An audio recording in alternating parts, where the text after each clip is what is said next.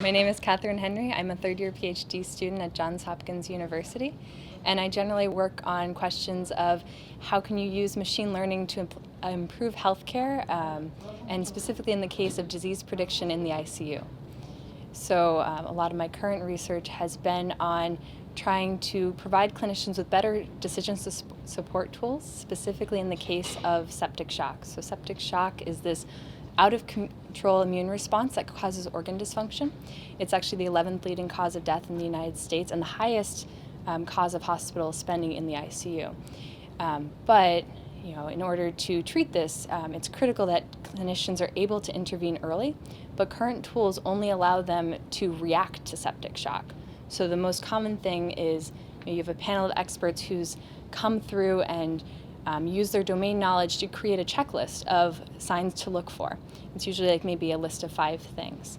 And so then the person has to go and implement those things manually, and they're primarily reacting. So what we did was to take routinely collected electronic health records, so vital signs, laboratory measurements, medical history, and to just apply relatively simple machine learning models to it to try to predict early which patients are at highest risk of developing septic shock.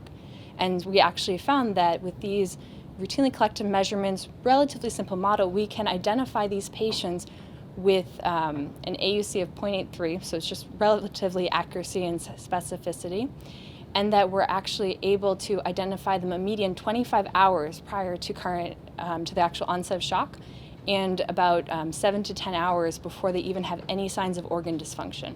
So it's much earlier than current clinical practice. And so the hope is that with these types of tools, we can allow clinicians to identify early which patients are at highest risk, to start treatments earlier, to even help try to develop drugs that can, since they can separate these patients into clinical groups.